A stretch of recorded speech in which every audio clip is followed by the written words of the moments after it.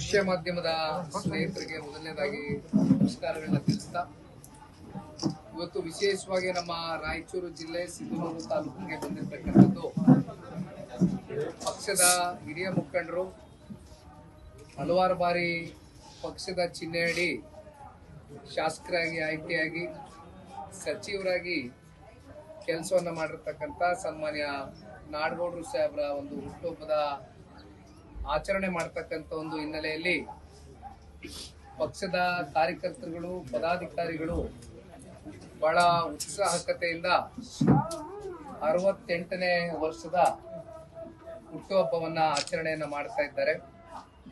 ಈಗ ತಾನೇ ಗಾಡಿನಲ್ಲಿ ಬರ್ತಾ ನಾಡಗೌಡರು ಸಾಹೇಬ್ರು ಹೇಳ್ತಾ ಇದ್ರು, ನನಗೆ ಹುಟ್ಟುಹಬ್ಬವನ್ನ ಆಚರಣೆ ಮಾಡಬೇಕು ಅಂತಕ್ಕಂಥದ್ದು ವೈಯಕ್ತಿಕವಾಗಿ ಬ್ಯಾಡ್ರಪ್ಪ ಅಂತ ಹೇಳಿದ್ರು ಕೂಡ ಅವರ ಮೇಲೆ ಇರ್ತಕ್ಕಂಥ ಅಭಿಮಾನ ಹಾಗೂ ಪಕ್ಷದ ಮೇಲೆ ಇರ್ತಕ್ಕಂಥ ಸಾಕಷ್ಟು ಪಕ್ಷದ ನಿಷ್ಠಾವಂತ ಕಾರ್ಯಕರ್ತರುಗಳು ಒಂದು ಅಭಿಮಾನವನ್ನ ಇಟ್ಟು ನಾಡಗೌಡರು ಸಾಹೇಬರಿಗೆ ಇವತ್ತು ಅವರ ಒಂದು ಹುಟ್ಟುಹಬ್ಬ ಆಚರಣೆ ಮಾಡತಕ್ಕಂಥ ಹಿನ್ನೆಲೆಯಲ್ಲಿ ದೇವದುರ್ಗದ ಶಾಸಕರಾಗಿರ್ತಕ್ಕಂಥ ನಮ್ಮ ತಾಯಿ ಸಮಾನರಾಗಿರ್ತಕ್ಕಂಥ ಕರಿಯಮ್ಮನವರು ಕೂಡ ಇವತ್ತು ನಮ್ಮ ಜೊತೆಯಲ್ಲಿ ಬಂದು ಕುಳಿತಿದ್ದಾರೆ. ಜೊತೆಯಲ್ಲಿ ರಾಜ ವೆಂಕಟಪ್ಪ ನಾಯಕ್ ಅವರು ಮಾನವಿ ವಿಧಾನಸಭಾ ಕ್ಷೇತ್ರದ ನಿಕಟಪೂರ್ವ ಶಾಸಕರು, ಜೊತೆಯಲ್ಲಿ ನಮ್ಮ ಕೊಪ್ಪಳದ ಸಿ.ವಿ. ಚಂದ್ರಶೇಖರ್ ಅವರು ಇರ್ಬೋದು.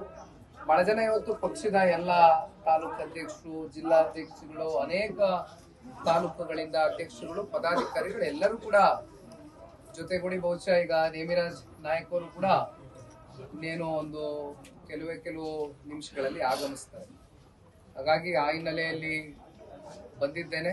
ಅವ್ರಿಗೆ ಶುಭವನ್ನ ಕೋರ್ಲಿಕ್ಕೆ ಮಾಧ್ಯಮದ ಮೂಲಕ ಭಗವಂತ ಅವ್ರಿಗೆ ಜನಗಳ ಒಂದು ಸೇವೆ ಮಾಡ್ತಕ್ಕಂಥದ್ದಕ್ಕೆ ಇನ್ನೂ ಹೆಚ್ಚಿನ ಆರೋಗ್ಯ, ಆಯಸ್ಸು, ರಾಜಕೀಯವಾಗಿ ಎಲ್ಲಾ ರೀತಿ ಶಕ್ತಿಯನ್ನ ಕೊಡ್ಲಿ ಅಂತಕ್ಕಂಥದ್ದು ಒಬ್ಬ ಪಕ್ಷದ ಕಾರ್ಯಕರ್ತನಾಗಿ ಎಲ್ಲ ನಮ್ಮ ಪತ್ರಿಕಾ ಮಾಧ್ಯಮದ ಮೂಲಕ ಅವರಿಗೆ ಮತ್ತೊಮ್ಮೆ ಶುಭವನ್ನ ಕೋರ್ಲಿಕ್ಕೆ ಇಚ್ಛೆ ಹೇಳ್ತೇನೆ.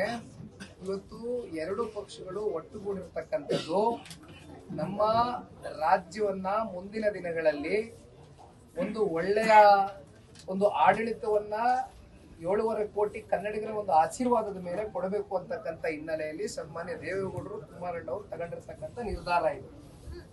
ಹಾಗಾಗಿ ನಮ್ಗೆ ಶಕ್ತಿ ಇರ್ತಕ್ಕಂಥ ಕಡೆ ನಾವು ಭಾರತೀಯ ಜನತಾ ಪಾರ್ಟಿಗೆ ದಾರಿಯನ್ನ ಎರೆದಿದ್ದೇವೆ. ಅವ್ರಿಗೆ ಶಕ್ತಿ ಇರ್ತಕ್ಕಂಥ ಕಡೆ ನಮ್ಗೆ ಭಾರತೀಯ ಜನತಾ ಪಾರ್ಟಿ ಅವ್ರ ಕಾರ್ಯಕರ್ತರುಗಳು ಪ್ರಾಮಾಣಿಕ ಕೆಲಸ ಮಾಡಿ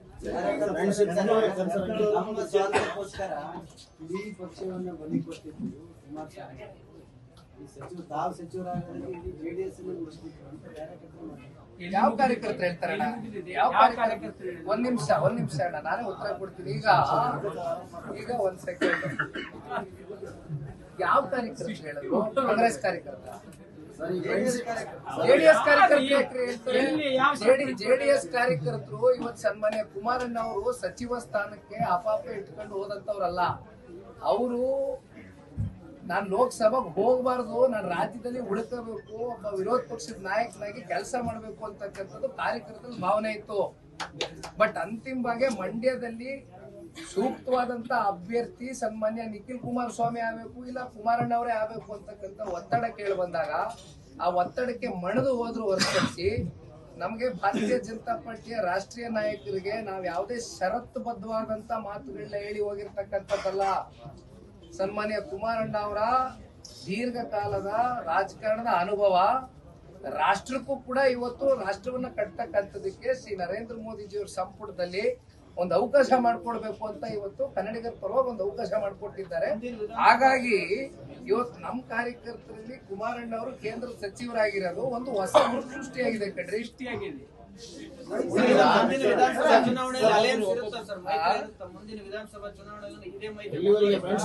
ಅದರಲ್ಲಿ ಯಾವುದೇ ಅನುಮಾನ ಇಲ್ಲ.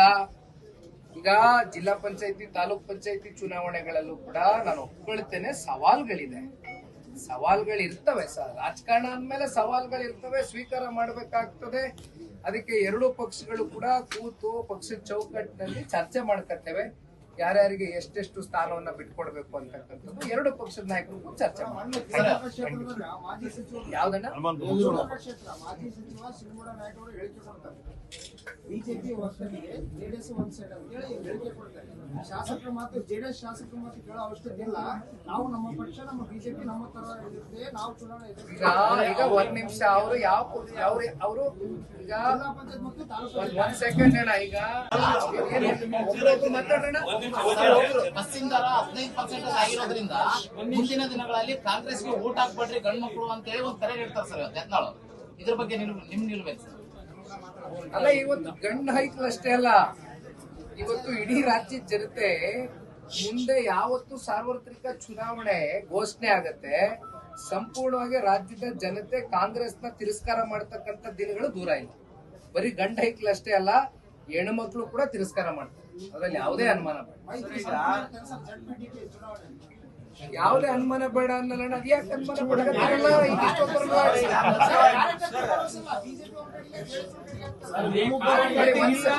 ಒಂದ್ ಸೆಕೆಂಡ್ ಅಣ್ಣ, ಒಂದ್ ಸೆಕೆಂಡ್. ಈಗ ಹಲವಾರು ಜಿಲ್ಲೆಗಳಲ್ಲಿ, ಹಲವಾರು ಕ್ಷೇತ್ರಗಳಲ್ಲಿ ಬಿಜೆಪಿನೂ ಬಲಿಷ್ಠವಾಗಿ ಬೆಳೆದಿದೆ, ಜೆಡಿಎಸ್ ಬೆಳೆದಿದೆ. ಇಲ್ಲ ಅಂತ ಇಲ್ಲ, ನಾನು ಒಪ್ಕೊಳ್ತೇನೆ. ಇವೆಲ್ಲವನ್ನ ಸುಗಮವಾಗಿ ಬಗೆಹರಿಸ್ಕೊಂಡು ಹೋಗ್ತಕ್ಕಂಥದಕ್ಕೆ ನಾಯಕರುಗಳು ಕೂತ್ಕೊಂಡ ಸಂದರ್ಭದಲ್ಲಿ ಅರ್ಧ ಗಂಟೆಲೆಲ್ಲ ಇತ್ಯರ್ಥ ಆಗ್ತದೆ. ನೀವೇ ತಲೆ ಕೆಡಿಸ್ಕೊತೀರಿ, ನಡಿ ನಾವು ಜೊತೆಲಿ ಹೋಯ್ತೀವಿ. ಅಲಯನ್ಸ್ ಅಲ್ಲಿ ಯಾವುದೇ ಬೇಡ. ಧರ್ಮದ್ವೇಷಿಯಾಗಿ ರಾಜಕಾರಣ ಮಾಡ್ತಾ ಇದೆ. ಜೆಡಿಎಸ್ ಜಾತ್ಯತೀತವಾಗಿ ಬಂದಿರೋದು ಸೆಕ್ಯುಲರ್. ಅದರಲ್ಲಿ ಈ ಪರಿಸ್ಥಿತಿ ಏನೀಗ? ನಾವು ನೋಡ್ತಕ್ಕಂಥ ನಾವು ಹೃದಯದಿಂದ ಜಾತ್ಯತೀತನೇ. ನಮ್ಮ ಜಾತ್ಯತೀತ ತತ್ವ ಸಿದ್ಧಾಂತವನ್ನ ನಾವು ಎಂದೂ ಕೂಡ ಮಾರಾಟಕ್ಕೆ ಇಟ್ಟಿಲ್ಲ. ನಮ್ಮ ಸಿದ್ಧಾಂತಗಳು ನಮ್ದು, ಭಾರತೀಯ ಜನತಾ ಪಾರ್ಟಿಯ ಸಿದ್ಧಾಂತಗಳು ಭಾರತೀಯ ಜನತಾ ಪಾರ್ಟಿದು. ಒಟ್ಟಾರೆಯಾಗಿ ಒಂದು ಮನುಷ್ಯತ್ವದ ರೂಪದಲ್ಲಿ ಎರಡು ಪಕ್ಷದ ಮುಖಂಡರುಗಳು ಮುಂದಿನ ದಿನಗಳಲ್ಲಿ ಪಕ್ಷ ಅಧಿಕಾರಕ್ಕೆ ಬಂದಿದೆ. ಗ್ಯಾರಂಟಿ ನ್ಯೂಸ್, ಸುದ್ದಿ ಖಚಿತ, ನ್ಯಾಯ ನಿಶ್ಚಿತ.